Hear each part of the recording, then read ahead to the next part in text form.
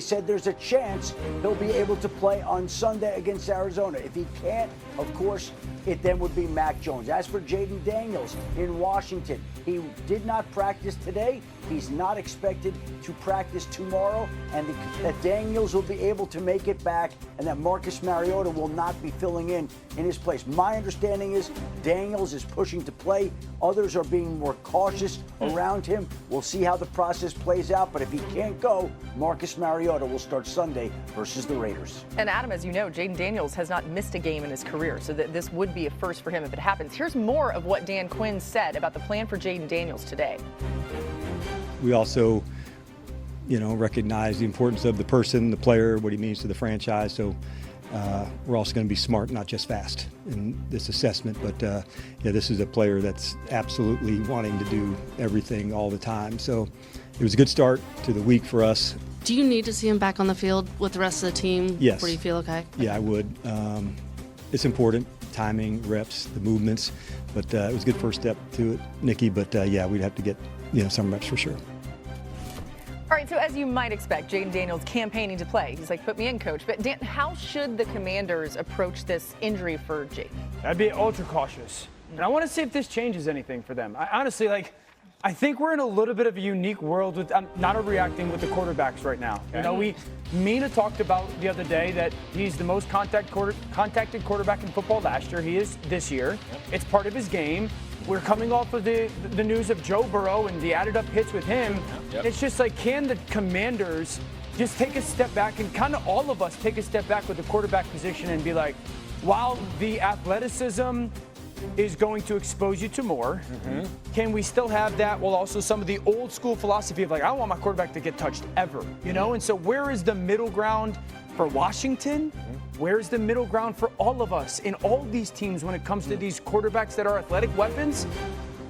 But you don't want them to ever get touched. Yeah, it's interesting because you got to win games too, and sometimes the only way to win the game is to have the quarterback be a hero. And I don't know what the answer is. Yeah. It's can you live in both worlds? You know what the answer is in May and April as coaches. They all said the same thing. We're going to run our quarterback a whole lot less this year. And then we get to September and games are on the line. It's third and one in the fourth quarter. Got to have a situation. All right, Josh Allen running power once again. Let's say that Daniels cannot go this week. Marcus Mariota is the backup, as you heard Adam referencing. How does this change things for the scheme for the Commanders? Yeah, so Marcus obviously a very athletic quarterback, but not nearly the same tier as Jayden. So there's going to be a little bit of a simplification of the running game from that regard. Marcus also a much more experienced player than Jayden, but I just think the overall offense probably, the playbook shrinks a little bit. Yeah. The part about the brilliance of Jayden Daniels, and I want to give a ton of credit to Cliff Kingsbury and the entire staff for what they have done with Jayden, is the stuff that keeps defensive coordinators up at night is the unscripted stuff. Right. We play perfect alignment, perfect scheme. We dial it up at the exact right time. Third and 7, we cover everybody. And then, bam, he scrambles for 8 yards or he throws a dart to somebody in a tight window. So that's the stuff that even if you can't account for it as defensive coordinator, makes you most nervous. And that's what Marcus Mariota does not bring to the table, at least not at the same level as Jayden Daniels. This is perfect because everything you guys are saying is going to play into what I'm saying. Before I do have a tape, before I get to that, what you said about quarterbacks, because yes, Jayden Daniels is athletic, but him and Joe Burrow, the reason why they're so special is because they will stand in the face of danger and wait till the last possible second for that route to come open and deliver that football. And you're going to take more hits. So that also takes into account for what the issue is with the Commanders, regardless of who's at quarterback.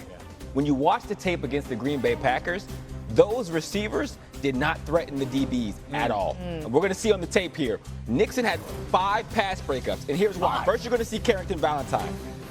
He's breaking before that receiver is. This is a fear-based league.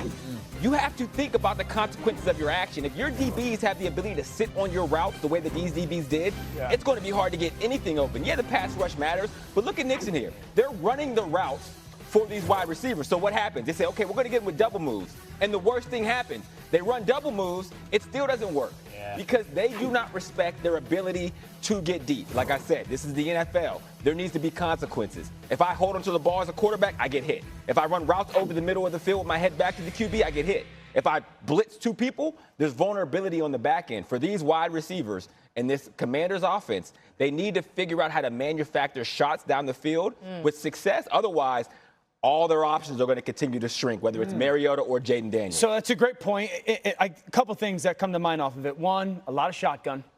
So, and when you're in shotgun, you know this, DBs, the good ones, they're playing with vision. So, like, I can see the quarterback, I can see the receiver. So the quarterback will kind of give me some tells of when he's getting to throw, drop his weight, cock his body, coil, and get ready to throw. So I think that's part of it. I think the second thing is Micah.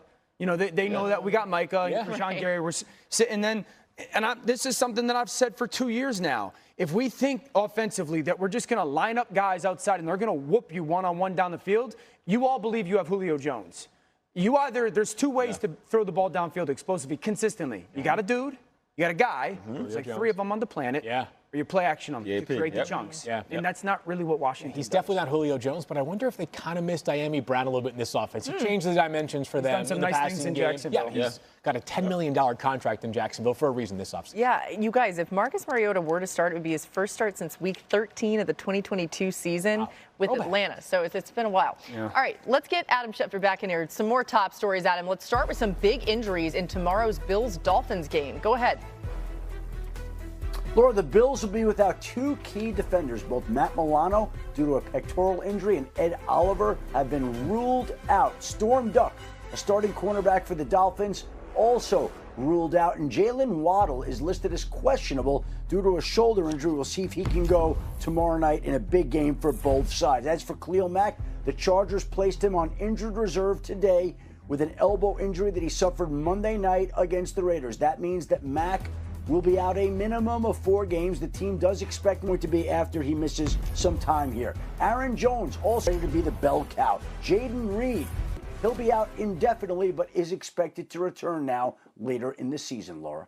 It's crazy to think week 3 starts tomorrow in the NFL. All the latest from Adam when targeting Travis Hunter and Brian Thomas Jr. Stroud, meanwhile, 6 of 13, averaging 5.9 yards per attempt, targeting Nico Collins. My goodness. I feel both of these quarterbacks have been inconsistent, right? How do you assess the reasons for that? Okay, I don't want to repeat everything that Dan said yesterday on NFL Live, but I do think that one of the things that stood out to me watching the game on Monday Night Football was the Buccaneers just basically said, we're playing chess because you're not even playing checkers. You're playing nothing on the other side of the ball.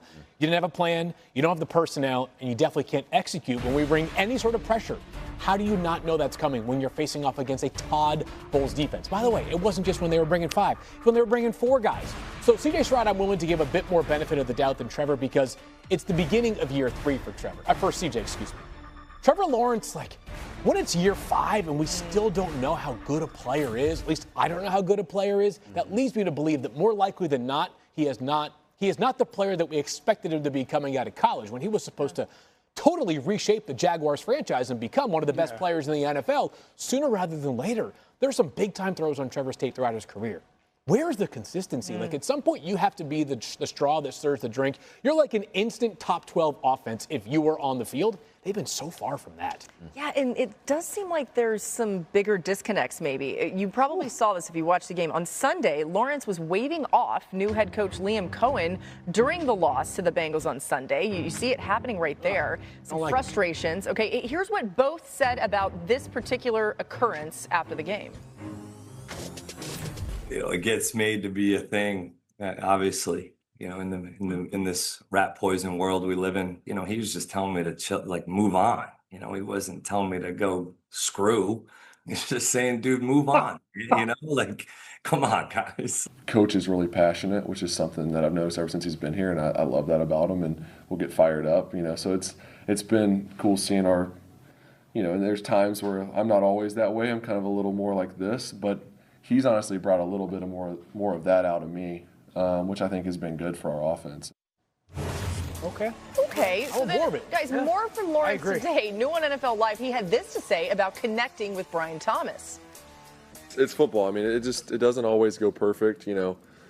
Obviously we would love to start off hot these first 2 games and our connection be, ripping and me finding him everywhere and him having a great year and all those things. But I mean, we're in week 2, everybody. So I think we can all just take a deep breath. Give BT a little space. He's going to be just